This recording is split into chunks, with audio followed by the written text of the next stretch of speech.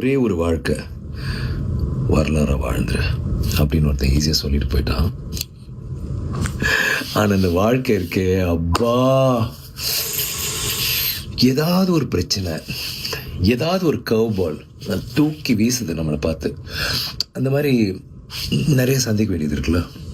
உதாரணத்துக்கு வீர தீர சூரன் படம் ரிலீஸ்க்கு முன்னாடி நிறைய பேர் அதை பார்த்து இது ஒரு மிகப்பெரிய பிளாக் பஸ்டர் ஆகுது, ஐயோ என்ன இப்படி ஒரு படமாக இருக்குது, புதுசாக இருக்குது, ராவாக இருக்குது, மாசாக இருக்குது, இந்த வருஷத்தோட ஒரு மிகப்பெரிய படமாக அமையும் அப்படின்லாம் சொல்லி பயங்கரமாக சொல்லி எங்கள் எல்லாருமே ரொம்ப எக்ஸைட்டட் ஆக்கிட்டு போயிட்டாங்க. ஆனால் பார்த்தா எல்லாருக்கும் தெரிஞ்ச விஷயம், லீகல் ப்ராப்ளம்ஸ், ஹைகோர்ட் ஒரு 4 வாரம் ரிலீஸ் பண்ணக்கூடாது, இதை சால்வ் பண்ணலன்னான்ற ஒரு கட்டாயம், அந்த மாதிரிலாம் ஆயிடுச்சு.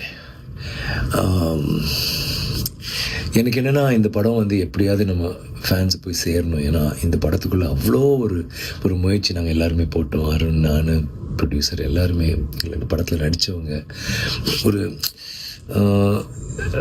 ரொம்ப நாள் பேர் எனக்கு என் ஃபேன்ஸுக்காக ஒன்று பண்ணணும், ராவாக ரஸ்டிக்காக ஆனால் மாசாக இருக்கணும், ரொம்ப ரியலாக இருக்கணும், ஒரு புதுசாக ஒன்று ட்ரை பண்ணலாமேன்னு ட்ரை பண்ணிட்டு தான் இது பண்ணோம். ஸோ அது வராத பட்சத்தில் ரொம்ப கஷ்டமாக இருந்துச்சு.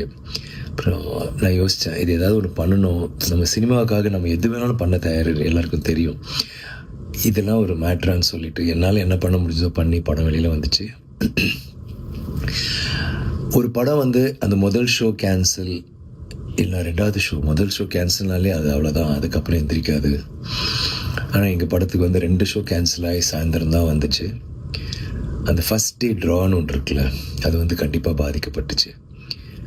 ஆனால் அந்த தியேட்டருக்கு பார்த்த ஒவ்வொருத்தரும் முன்னாடி என்ன சொன்னாங்களோ அதை விட அழகாக நிறையா, எஸ்பெஷலி ஃபேமிலிஸ் நீங்கள் பார்த்தீங்கன்னா அவ்வளோ வீடியோஸ் எல்லோரும் சூப்பராக இருக்குது, பயங்கரமாக இருக்குது, மாசாக இருக்குது, ரொம்ப என்ஜாய் பண்ணோம், சீட் நுனியில் உட்காந்து பார்த்தோம், அவ்வளோ நல்லா இருந்துச்சு படம் அப்படி இப்படிலாம் சொல்கிற போது கேட்குறதுக்கு அவ்வளோ சந்தோஷமாக இருந்துச்சு. அண்ட் இப்போது அது ஒரு பெரிய ஒரு வெற்றியை நோக்கி தான் போயிட்டுருக்குன்னு ரொம்ப உறுதியாக எங்களால் சொல்ல முடியுது.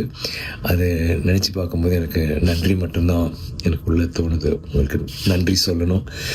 இந்த படம் உங்களுக்காக பண்ண படம். இது